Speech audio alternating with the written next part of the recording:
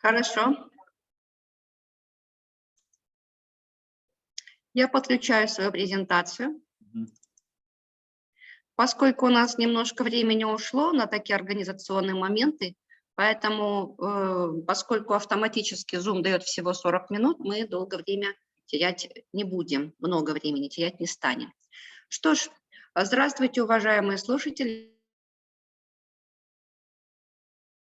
Ислямовна, и мы сегодня с вами поговорим о концепции антикоррупционной политики Республики Казахстан, которая была утверждена указом президента 2 февраля текущего года и рассчитана на 5 лет, с 2022 по 2026 годы. Если посмотреть чисто теоретически, что же такое вообще концепция? Потому что концепций у нас в Казахстане довольно много. Концепция правовой политики, концепция гендерной семейной политики, концепция развития местного самоуправления. И вот у нас впервые в истории Казахстана принимается специальная концепция антикоррупционной политики Республики Казахстан на определенный период времени. Я посмотрела в интернете и нашла одно из таких вот определений, простых и доступных, на мой взгляд. Концепция – это официально принятая система взглядов и мер. То есть как раз-таки те самые взгляды и меры, как мы будем развиваться в этом направлении, что мы сделаем, какие мероприятия необходимо провести, какие действия нужно совершить. Вот эти вот взгляды и меры в совокупности, если они официально утверждены указом президента, ну, куда уж еще более официальнее, правда? Вот. Поэтому сама по себе концепция означает как раз-таки взгляды и меры в совокупности в той или иной сфере на определенный период времени. Поскольку речь идет об антикоррупционной политике, то вот здесь нужно обратить внимание, что закон о противодействии коррупции впервые дает определение, что такое антикоррупционная политика вообще. Это есть различные меры, правовые, административные, организационные, которые направлены на как раз-таки два вида, два направления, два пути нашего развития. Во-первых, это снижение коррупционных рисков. Во-вторых, это повышение доверия общества к деятельности государственных органов. Что есть коррупционные риски? Коррупционные риски – это возможности, лазейки, соблазны, ворота для совершения коррупционных правонарушений. И поэтому государство направляет все свои усилия для того, чтобы эти риски снизить. Вот это вот очень важный момент. Я обращаю ваше внимание на применяемую терминологию. Снижение коррупционных рисков. Здесь не идет речь об обнулении, об уничтожении этих рисков, сведении их вообще к нулю, а речь идет только о снижении. Почему? Потому что пока наши государственные органы, пока наши государственные служащие работают напрямую с людьми, пока работают напрямую с клиентами, до тех пор коррупционные риски уничтожить до основания нет никакой возможности. Тогда всегда будут вот эти вот самые возможности и риски для совершения всякого рода коррупционных правонарушений. И поэтому речь идет только о снижении в настоящий период времени. Это направление раз. И второе. Повышение доверия общества к деятельности государственных органов. Поскольку вы работаете в государственных органах, поскольку ваша работа связана с несением государственной службы, поэтому ваша работа всегда находится под пристальным, критическим, ревностным оком, взором нашего общества. Как посмотрел, как повернулся, как поздоровался, как порешал вопрос. А потом вот это вот мнение, оно распространяется вокруг, среди друзей, знакомых, родственников и так далее. Поэтому, на мой взгляд, повышение доверия общества к деятельности именно вашего государственного органа, оно связано с каждодневной, кропотливой, постоянной работой.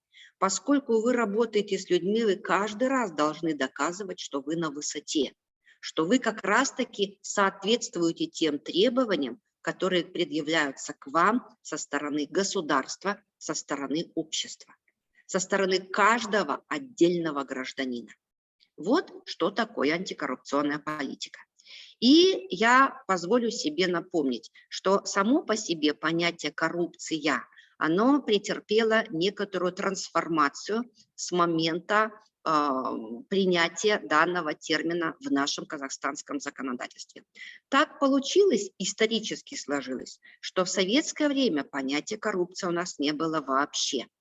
И это понятие появилось на законодательном уровне только в 90-е годы, когда Казахстан обрел независимость, и впервые на законодательном уровне этот термин был определен только в 1998 году, когда был принят закон о борьбе с коррупцией. И данный закон просуществовал достаточно долго, до 2015 года, в него вносились изменения, дополнения, а в 2015 году на смену тому закону пришел новый нормативный правовой акт, закон о противодействии коррупции. Если вот эти вот два закона сравнить между собой хотя бы по наименованиям, мы увидим, что старый закон о борьбе с коррупцией подразумевал борьбу по факту. Вот оно случилось, и вот следом идет наказание. Вот нарушил, и вот следом идет ответственность. Это такой вот подход по факту, по ситуации. Совсем по-другому расставляет акцент закон сегодня действующий о противодействии коррупции. Здесь главный, фундаментальный как раз-таки акцент стоит на противодействии, то есть профилактике. Не допустить сегодня то, что может произойти в дальнейшем. И поэтому, исходя из вот этого принципиального различия в наименовании закона как такового, мы видим изменения и трансформацию подхода самого определения, что такое коррупция. Старый закон говорил, коррупция – это непредусмотренное законом принятие вознаграждения. Вот именно этот сам факт принятия подразумевает принятие по факту, по ситуации. Вот есть принятие, есть нарушение.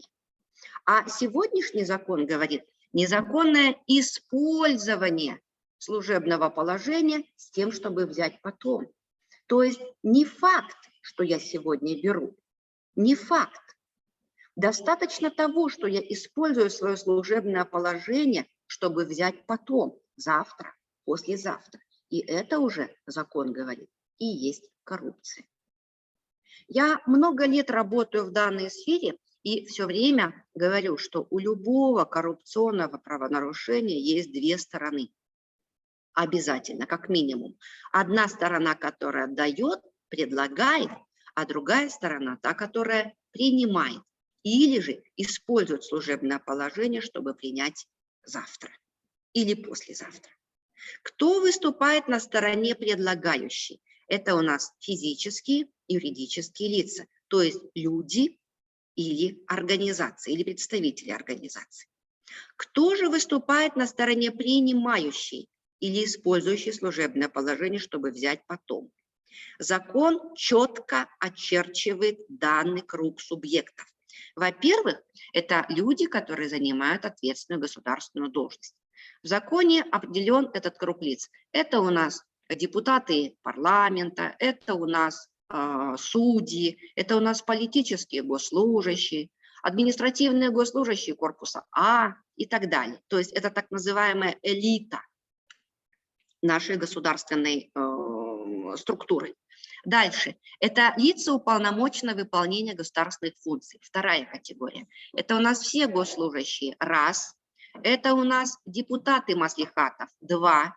И это те лица, которые поступили на госслужбу, но в отношении них еще не издан приказ о назначении на должность. Это у нас 3. Дальше. Следующая категория. Приравненные. А приравненных у нас довольно большой список. Это у нас кандидаты в депутаты, в президенты, в акимы. Это у нас руководители квазигосударственного сектора, руководители государственных учреждений. и довольно большой круг лиц еще. И, наконец, должностные лица. Должностные лица – это у нас руководители государственных органов, руководители воинских формирований, руководители органов местного самоуправления. И все, довольно большой, но четко очерченный круг лиц. Субъекты коррупционных правонарушений. Теперь вернемся к вопросу о концепции антикоррупционной политики. Еще раз говорю, данная концепция утверждена указом президента 2 февраля 2022 года, указом номер 802. Рассчитана на период до 2026 года. Она имеет довольно четкую структуру, всего 7 разделов, начиная от паспорта концепции и заканчивая планом действий по реализации данной концепции. Хочу обратить ваше внимание вот на какой момент. Действительно, 2022 год уже начался. Вот уже январь прошел, и вот уже февраль полетел. 2 февраля президент подписывает указ, который рассчитан как раз-таки в том числе и на 2022 год. Пока этот указ будет опубликован, пока наши государственные органы с ним ознакомятся, а время-то идет. Когда его реализовывать, кому его реализовывать? И вот здесь я обращаю ваше внимание на раздел 7.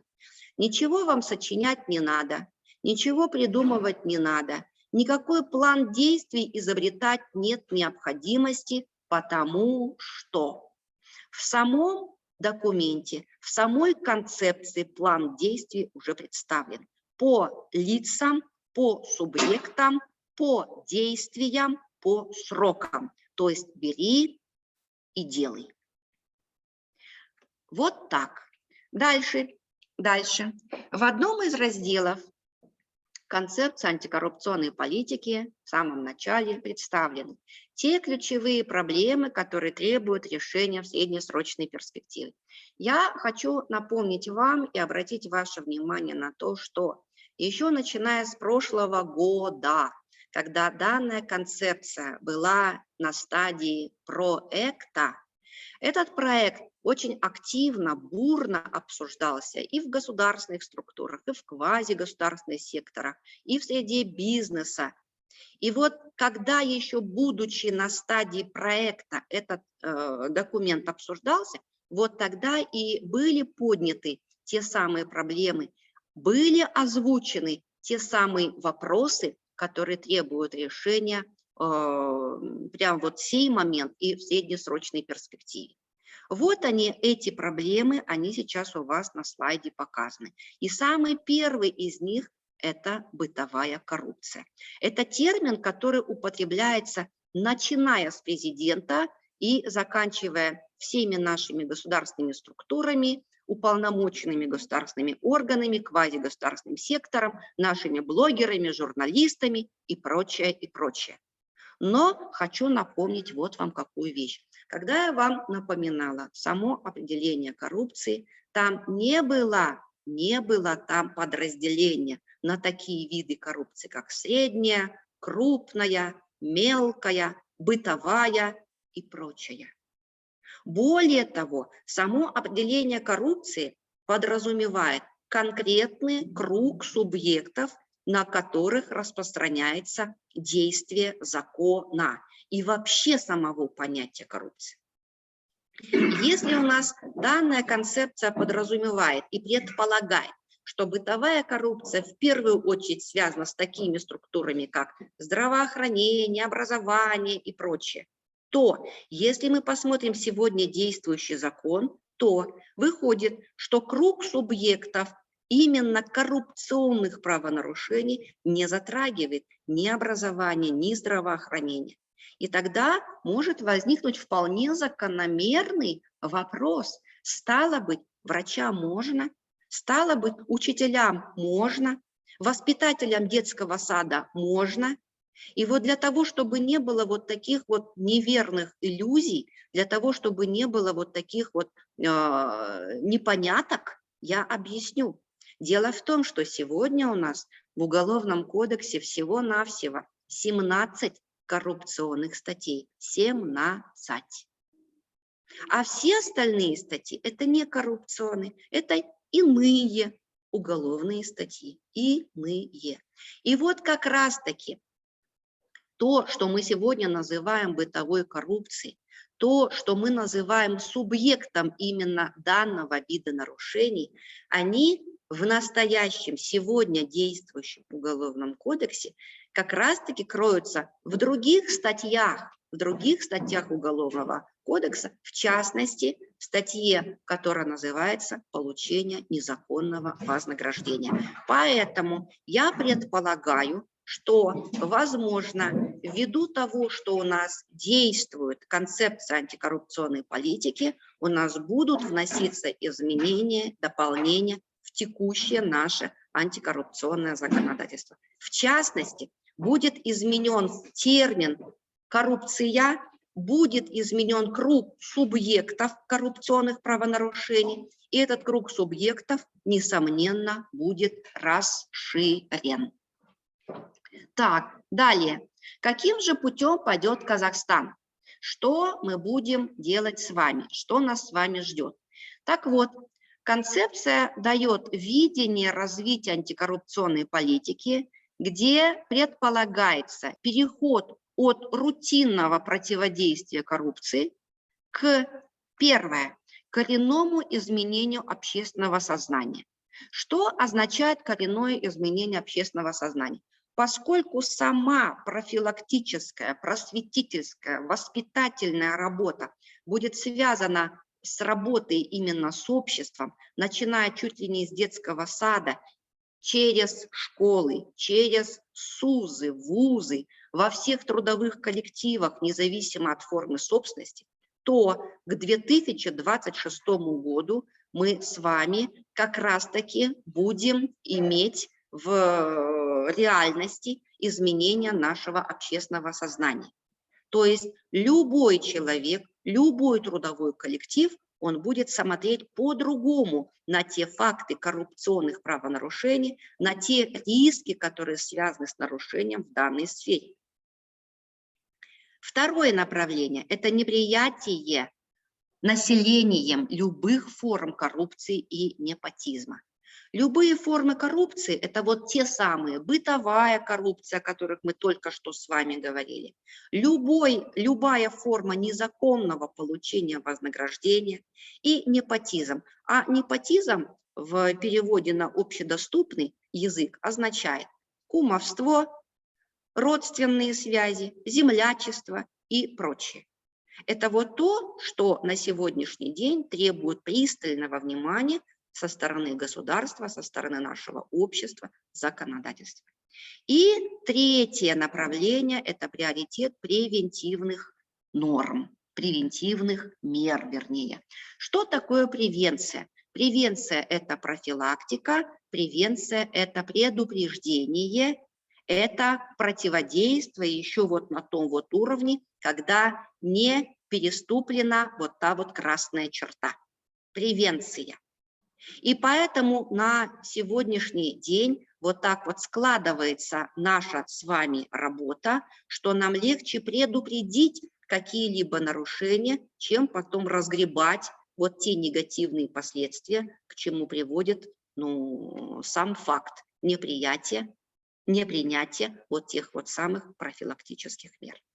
Поэтому легче нам сделать какую-то прививку, легче нам предупредить, легче подсказать, что так делать нельзя, вот так вот не должно, а должно быть именно вот так и так. Вот они, три направления развития антикоррупционной политики. Так, далее, принципы антикоррупционной политики. Что такое вообще принципы? Принципы – это самые главные правила, самые фундаментальные нормы. Если принципы работают, как фундамент, стоят крепко-накрепко, стало быть, все остальные нормы работают тоже. Если принципы не очень устойчивы, то тогда и любые другие нормы работать полноценно не могут. И вот здесь у вас на слайде показаны 10 принципов антикоррупционной политики. Вот. Самый первый из них – это равенство всех перед законом. Равенство. То, что мы наблюдаем в нашем обществе, через средства массовой информации мы видим, что вот этот вот принцип равенства, он не всегда срабатывает. Поэтому это вот та вот цель, это вот та задача, которую сегодня необходимо решать всем Казахстанам, всем обществам. Равенство всех перед законом и справедливость. Кроме того, я хочу обратить ваше внимание на третий принцип. Комплексное использование мер противодействия коррупции.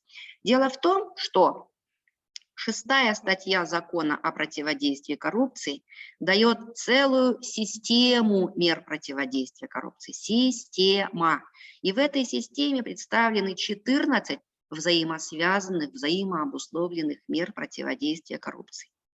Не надо думать, что если ты используешь только одну из этих мер, этого вполне достаточно, чтобы у нас было все хорошо и гладко. Нет, это опять-таки ошибочное, иллюзорное мнение, потому что все эти меры нужно применять в комплексе, все вместе, во взаимосвязи. Хочу также обратить ваше внимание вот на 9-й пункт. На 9-й принцип – неотвратимость ответственности за коррупцию. Дело в том, что так получилось, когда общаешься с нашим населением и задаешь вопрос, а кто такой вообще коррупционер? И у нас говорят, коррупционер – это тот, который берет. Вот это вот достаточно распространенное мнение, но оно ошибочное.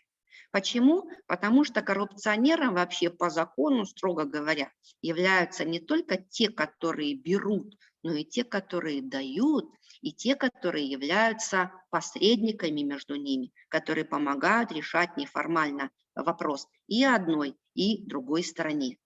И поэтому у нас сегодняшнее законодательство как раз-таки повернулось в сторону именно тех, которые раньше были долгое время в тени. В сторону дающих и в сторону посредников. Ужесточились виды наказания для них. Это вот как раз-таки увеличились суммы штрафов, которые выплачивают виновные лица, и увеличился срок лишения свободы, которым приговаривается виновное лицо. Вот. Кроме того, я напоминаю вам, что кроме уголовной ответственности есть еще дисциплинарная ответственность, и есть у нас административная ответственность. И что касается ответственности, то некоторые ошибочно иногда предполагают, ну, есть такая вот граница, вот до которой взять можно, а потом уже нельзя. Особо продвинутые говорят, что вот есть у нас 2 МРП, вот до 2 МРП можно, а потом уже нельзя. И это опять-таки ошибка, которую я хочу вот здесь вот развенчать и предупредить вас, что да, вот эти вот 2 МРП у нас Уголовным кодексом упоминаются, но опять-таки во взаимосвязи с другими элементами, с другими условиями. Итак, не является коррупционным преступлением в виде взятки, например, и в силу малозначительности и преследуется в дисциплинарном или административном порядке получение впервые того или иного вознаграждения. Впервые это условие раз. За ранее исполненное законное действие, бездействие это условие 2. Потом без предварительной договоренности это 3. И, наконец, в сумме не превышающий 2 МРП. Это условие 4. Если все эти условия соблюдаются, то тогда это не будет уголовного наказания, это будет административное взыскание, либо дисциплинарное. Еще раз подчеркиваю, это не граница между можно и нельзя, это граница между разными видами наказания. Что касается дисциплинарной ответственности, то я напоминаю вам, что и закон о государственной службе, и в первую очередь закон о государственной службе предполагает, что есть у нас различные виды дисциплинарной ответственности. Это замечание, выговор, строгий выговор, предупреждение в полном служебном соответствии, понижение в должности и увольнение. Так? Так. Но за те виды нарушений, которые дискредитируют госслужбу, а именно те, которые связаны с коррупцией, коррупционными рисками, закон предполагает, что у нас не предполагает, а даже регламентирует, что у нас нет таких видов взыскания за такого вида нарушения, как замечание, выговор и строгий выговор. Как минимум понижение в должности, если есть такая нижестоящая вакантная должность, или же предупреждение о неполном служебном соответствии. Если же какого-либо вида вознаграждения незаконно было получено, оно не подпадает под Уголовный кодекс, то закон о госслужбе дает сразу же такой вид наказания, как увольнение занимаемой должности. Вот это вот то, что касается государственной службы. А если мы вспомним Кодекс об административных правонарушениях, то те лица, которые дают, они не являются госслужащими. Это вот дедушки, бабушки, дядюшки, тетушки, которые пришли и решают по-быстрому, неформально решить тот или иной вопрос. И предлагают ту же самую коробку конфет или там банку варенья, сметаны и так далее. Так вот, если в содеянном нет признаков уголовно наказуемого деяния, то вот эти вот физические лица, они подвергаются штрафу в размере 200 МРП. 200 МРП. Нехитрый математический расчет, и вы посчитаете и узнаете, что эта сумма довольно круглая. Довольно круглая. А тот, который берет вот эту же самую банку сметаны, да, или пучок укропа, для него другой вид штрафа, вернее, другой размер штрафа. Вот. Если, опять-таки, в содеянном нет признаков уголовно наказуемого деяния, тут будет штраф уже 600 МРП. 600 МРП – это ого, какая сумма. И та же самая шоколадка, она вам покажется бриллиантовой. Вот так. Дальше. В концепции правовой политики, антикоррупционной политики дальше показаны задачи, что нужно сделать на ближайшие годы до 2026. Необходимо сформировать нетерпимость коррупции, исключить возможности коррупции, совершенствовать меры по обеспечению неотвратимости ответственности и так далее. Я хочу обратить ваше внимание на то, что вот здесь вот на слайде только коротко показаны сами задачи. Но если вы откроете концепцию антикоррупционной политики, то вы увидите, что по каждой из вот этих вот задач дается довольно подробная регламентация, что делать, какие тут есть виды работы для решения данного вопроса и так далее. Дальше. С чем мы хотим прийти к 2026 году? Вот они, основные результаты, которые мы ожидаем к моменту окончания действия данной концепции. Высокая вовлеченность гражданского общества в противодействии коррупции. Вот вовлеченность гражданского общества – это один из самых основных вопросов на сегодняшний день. Один из самых основных приоритетных направлений развития данного вопроса в обществе. Если люди будут ознакомлены, если люди будут вовлечены, если людям будет дана информация, если люди будут иметь возможность сказать свое слово, то результат будет, он обязательно будет. И один из таких вот моментов, когда общество вовлекается в общую работу, заключается, например, вот в чем. Если каждый гражданин Республики Казахстан зайдет на сайт открытого правительства и откроет как раз-таки страницу «Открытый НПА», то тогда он увидит, что здесь опубликовываются проекты нормативных правовых актов, проекты законов. И любой гражданин, ознакомившись с этими проектами, он может высказать свое мнение, высказать свое опасение, высказать свой вариант формулировки той или иной нормы. Он может задать вопрос, еще когда законопроект не утвержден, не подписан президентом. И это как раз-таки говорит о вовлечении общества в противодействие коррупции в том числе. Почему? Потому что не секрет, что сырой, недоработанный текст нормативного правового акта, он как раз-таки дает возможность лазейки для совершения коррупционных правонарушений. И другие результаты здесь представлены. Я хочу, чтобы вы помимо нашего сегодняшнего занятия еще открыли сами для себя концепцию, прочли ее, и я уверена, что вы для себя много чего нового увидите, узнаете. Вот. Теперь про план действий я вам уже сказала. Открываем, читаем, себя находим и делаем.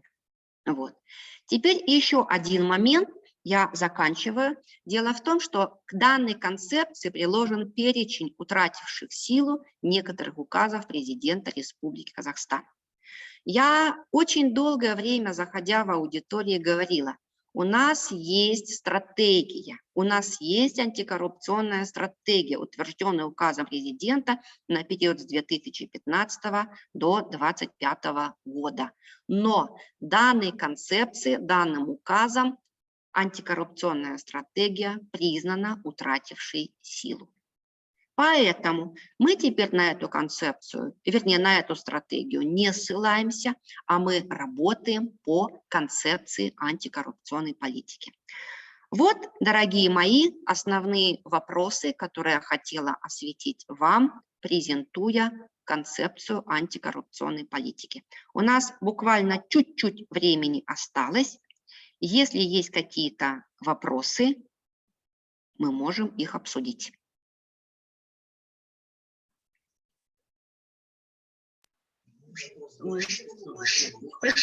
Спасибо вам огромное.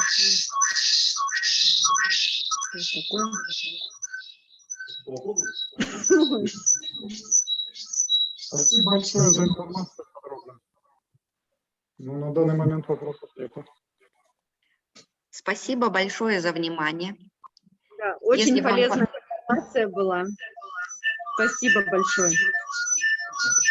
Хорошо.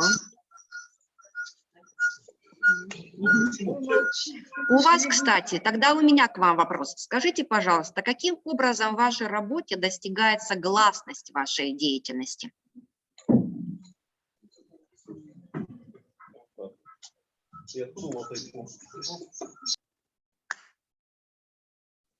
Что? Гласность вашей деятельности, гласность вашей работы, она вообще имеет место быть? Люди могут ознакомиться с вашей работой? Что вы делаете, как вы делаете, какой результат вашей работы? Вы знаете, у нас как бы у нас имеется в соцсетях своя страничка, где мы отображаем результаты всей нашей работы, профилактические мероприятия какие-то.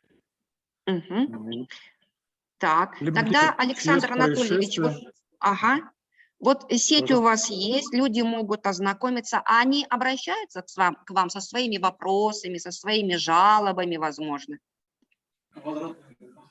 Знаете, у них, согласно графика приема граждан у начальника управления ПЧС и заместителя ПЧС имеются часы, которые любой гражданин может обратиться и с любым вопросом, который у него возникает по линии управления ПЧС, задать и получить исчерпывающий вопрос-ответ. Хорошо. Спасибо вам большое. Спасибо. Если у вас вопросов больше нет, то тогда мы с вами закончим, наверное, беседу, и в случае необходимости мы можем в любой другой момент назначить встречу и поговорить. Спасибо вам огромное.